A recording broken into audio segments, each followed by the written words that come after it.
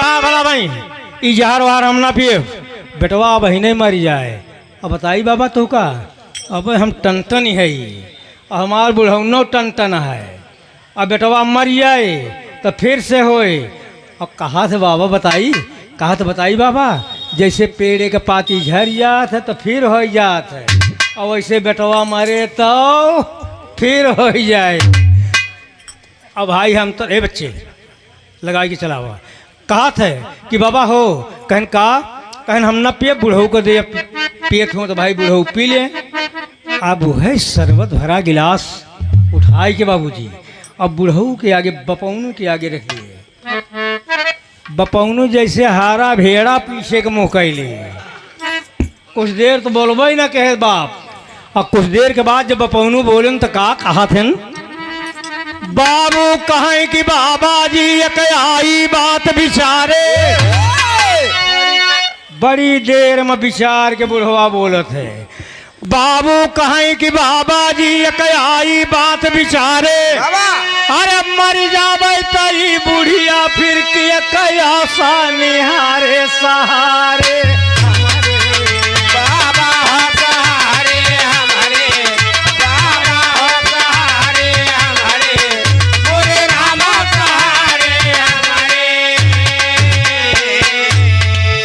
बुढ़िया यह बाई हमारी बाई जवानी। बाबा बुढ़ियो टनटनी बा हम टनटन बाबा हो सहारे हमरे बुढ़िया यह बाई हमारी बाई जवानी। जौ रहबै दुई नौ प्राणी हो ये फिर लाल द्वारे बजे बधैया। वारे परिवार देख ले बाबूजी बात के समझाया आप सब कहे कि हो ये फिर लाल द्वारे बजी बधैया। दुल्हन पी जाए हम ना पी बजा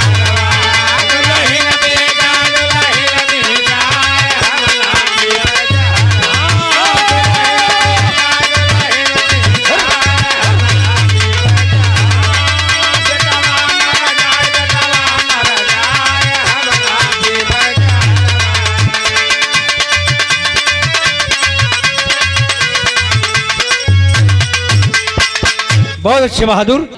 लेकिन का कहा था बाबूजी का कहा था कहन दे दिया बुढ़ऊ के पी ले। बुढ़ऊ कह भाई हम तो ना पीबे दुल्हनी के दे दिया पी ले। साधु बाबा वही शरबत भरा गिलास दुल्हन के आगे रख दिया। कहा दुल्हन तोरे साथे साथ फेरा लिए है क्यों न पे लेकिन तहका पी लिए के चाहिए। दुल्हन बाबा का बाबा अरे पी पगली पियो मर जा। लेकिन एक चीज है भाई पी लेबू तो मर जाबू। तो दुल्हन का कहा थे दोस्त देखें आप सवारे परिवार जौने परिवार के बरे हम आप सब दूसरे के जेब काट के लावत है दूसरे के बेईमानी 420 के लावत है दोस्त वही परिवार का बात देखा है आप सब। यही तो है बिरहा। बिरहा अध्यात्म से ध्यान से सुन लिया जाए तो क्या होता है तमाम अवगुण दूर हो जाते हैं बाबू। बिरहा वह चीज है। तो क्या कहा था दुल्हन बतावत है लेकिन तर्ज बदल गया मास्टर साहब। और तर्जुबा का कजरी कहा थे। अब आप सब जानते हैं कि कजरी कई तरह गाई जाती है। कजरी अपने रायबरेली प्रतापगढ़ सुल्तानपुर बाराबंकी करीब करीब आप समझें लखनऊ सीतापुर तक। वाह हम जहाँ तक बिरहा गावे जाई हुआ बतावत है बाबूजी सीतापुर तक बाराबंकी बालामऊ तक ऐसे कजरी गाँव अपने पश्चिमी छोर में कैसे बता दे।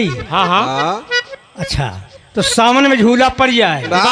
बिटिया बहन एक बात जान लिया ही हो कि बिटिया का त्योहार होली के ससुरे के आए और गुड़ियन का त्योहार नैहरे के आए। तो कोनो लड़की सब लड़की गुड़ियन का आ जात हैं और डाल पर झूला पड़ गया। डाल पर झूला पड़ गया लगी दुई जनी झूले मान ला कलावती रचकला दू जनी झूले लागिन और दू जने पेंग मारे लागिन कड़े दिन राम दिन और एक दिन से कहन भैया कहन का कहन तनी टिकुई कढ़ा दे तो झूला एक जने तनी की टिकुई कढ़ा दे अब झूला मच गया बाबूजी अब यह कहती से वो कहती अब वह कहती से कहती अब वह कहती से वो कहती। जब मचा झुलुआ तो वही में एक लड़की का है हम गाना गाई थे कहे गाओ गाओ तो कलावतिया गाई गए कहा गावे कहे कि हाय हाय हाय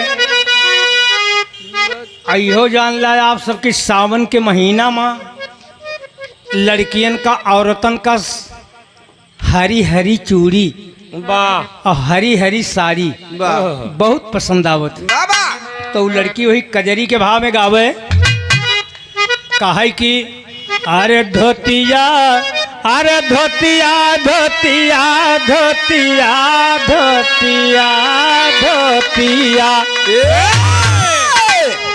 कह धोतिया लैदा बोल मकल कतिया जे में हरी हरी पतिया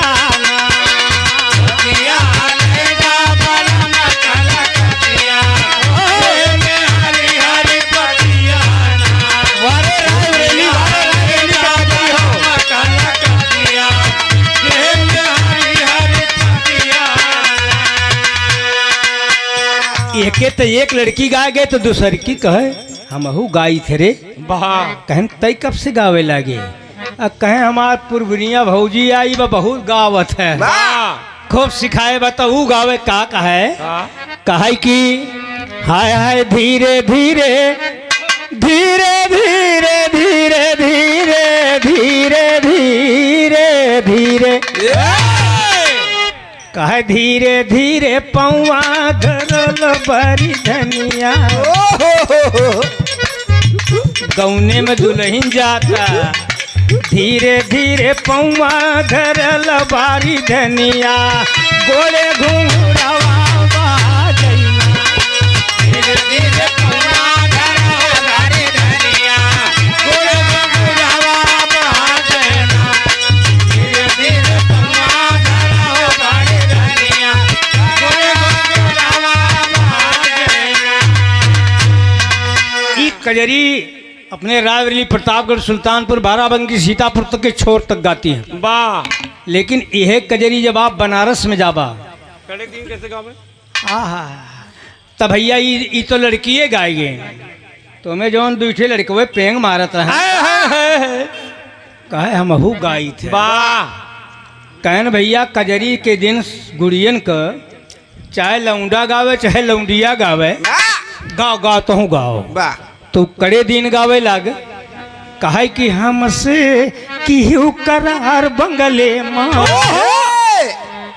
मचा रहा है झुलुआ और वही मचे झुलुआ माँ मसक दह धई के गौनई मसक दहस नहीं मटेरियल के ख्याल करा और का गावत है कहे हमसे किहू करार बंगले माँ और रतिया कहाँ बितायू करार बंगले माँ रतिया कहाँ बितायू करार बंगले माँ रतिया कहाँ बितायू एक एकवा लड़कवा करे दिनवा गाएगा तरम दिनवा कहे हमहू गाई थे बे गाओ गाओ तो आप सब जानत है कि गुड़ियन का गोझा सोहारी सबके घरे रेल रहा था अब खाए रहा घसीट के गोझा सोहारी और वही झुलुआ पे लहाई देस कहा था अरे रामा अरे रामा अरे रामा अरे अब खाए रहे ना खींच के अब गाँव में दिक्कत होता तो कहा था कि अरे रामा अरे रामा अरे रामा खाई ली ना गोझा सोहारी पिया तो वही गवारी रे हारी अरे रामा खाई ना गोझा सोहारी पिया तो वही गवारी रे हारी अरे रामा खाई ली ना गोझा सोहारी पिया तो वही गवारी रे तो का कहा थे एक लड़कवा गाय गया। लेकिन यह कजरी बाबूजी जब आप बनारस में जाबा तो बनारस के बिटिया गाँव में कैसे हाय हाय हाय मास्टर साहब हाय हाय अरे सावन लागे सुहावन नाभा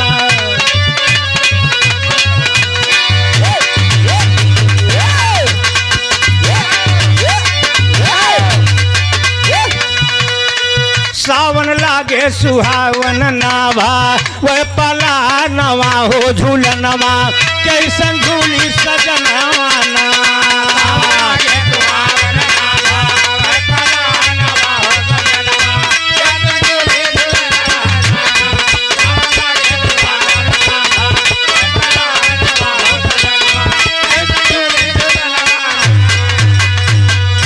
भैया ये तर्ज ओरिजिनल भावा, लेकिन दुल्हन साधु बाबा से कह रही है। आय हाय हाय साधु बाबा दुल्हन से कह रहे हैं वाह कि पी के जहरी रे मोरे रामा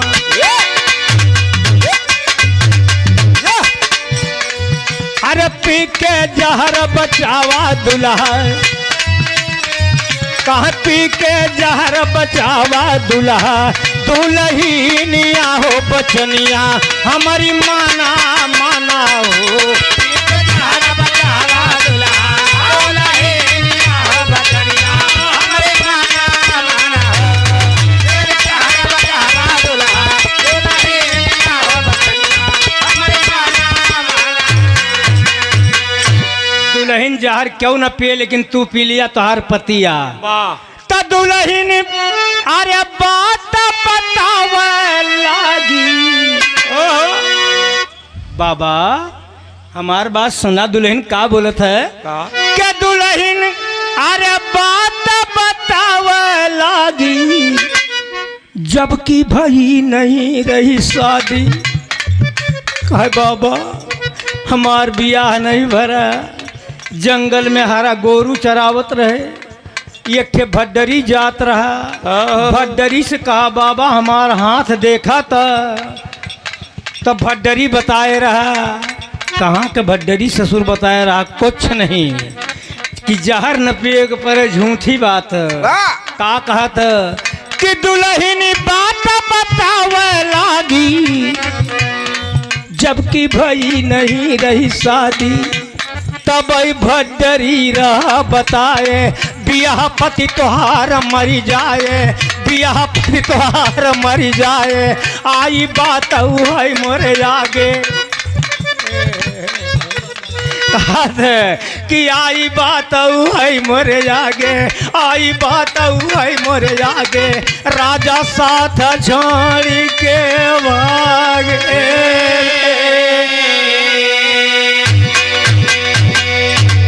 हम न पिए बजहरवा बाबा हम न पिए बजहरवा ब्रह्मा कैली खानिया हो बचनिया हमारी माना माना हो।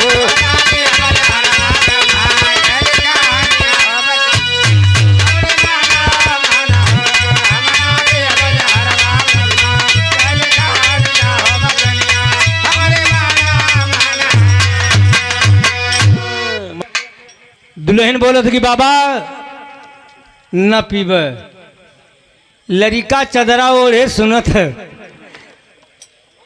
लड़का चदरा ओढ़े पूरी बात सुनत कि वाह हमार माई कहत रहलू, माई हमार कहत रहलन कि कुल का चिराग हो, बाबू कहत रहलन कि अखिया का पुतरी है। दुल्हनिया कहे बेटी के भैया बिना तोका देखी हमार हमार नींद नहीं लागता। अरे परिवार मेले जाए लागी, बाजारे जाए लागी, मेहरारू ससुरी कहे कहे बेटी के भैया रस के रसगुल्ला लेता आया।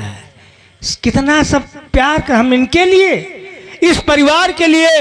तो का कहा थन वो दुल्हन कहे बाबा न पीबे। वाह लड़का चदरा ओढ़े सबके बात सुनत है। तो साधु बाबा कहन भाई क्यों ना पीबे? कहन नहीं बाबा। कहन अच्छा ही बतावा हम पी ले। अरे माई कहा बाबा बाबा बाबा पिया बाबा पिया पिया पिया पी लिया। बाबू कहे पी लिया। दुल्हनिया कहे बाबा पिया बाबा पिया पिया। कहन भाई पी ले तो जहर है ये यार, ओहो मर जा। हाय हाय हाय तो एक काम किया, जब हम मर जाई तो चाहे रसरी में बांध के घसीटिन के ले जाया, वाह लेकिन हमारे कुटिया तक जरूर पहुंचा दे। आहा, कहन बाबा पीता नहीं तोहरे के रवैया है, ओहो पिया। देखें बाबूजी, अंतिम प्रमाण बिरहा का है और लड़का सब बात सुनत है। तो का होत है, कहाँ साधु बाबा पी गईले, उह जहरवा उठाई के जिंदा हो लाल। वाह हरे उठ के बैठा लाल, गिरा गोड़ावा पे जाके जिंदा हो लाल।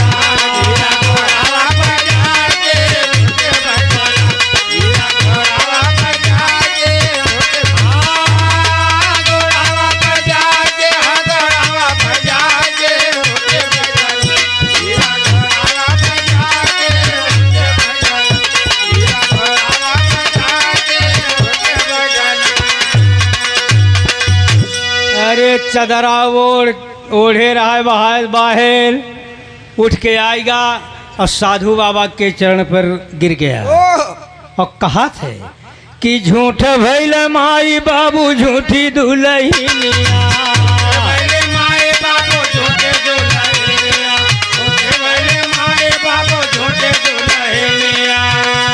और चल के तोरे कुटिया पर करब भजनिया।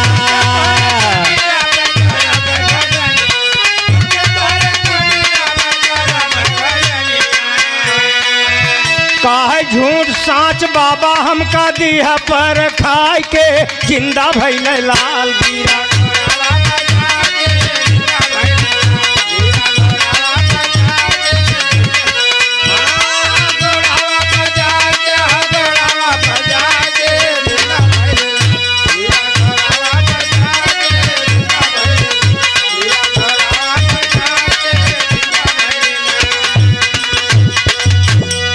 चदरा बाहर फेंक दिया, संत के चरण पर जाके गिर पड़ा। कहा महाराज समझ गए कि हमारा परिवार कैसा है। ये कहा थे कि जो ने परिवार के लिए जेब काटे, बेईमानी किए, दूसरे का धन चोरी कई के लाए, पड़ोसी के हंसिया चुराए लाए, गड़ास चुराए लाए, पड़ोसी के कुछ गिलास चुराए लाए, तमाम काम हमने अनैतिक काम किया। आज हमारी परिवार हमारा साथ नहीं दे रहा है, जहर नहीं पी रहा है। संत के चरण पर गिर पड़ा। कहा महाराज अब तोहरे साथे चलबे। छोड़ दिया घर द्वार, संत के साथ में गया और हमेशा के लिए शरणागत हुआ, भजन किया बाबूजी। तो इसलिए कहना है आप सबसे कि कहाँ माया राम झूठी माया के नगरिया।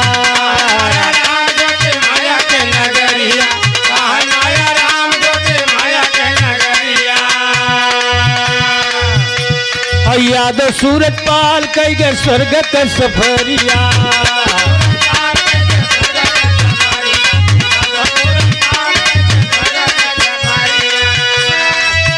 हाय बाबूलाल स्वर्ग गईले जो गवार रमाई के उठ के बैठा लाल।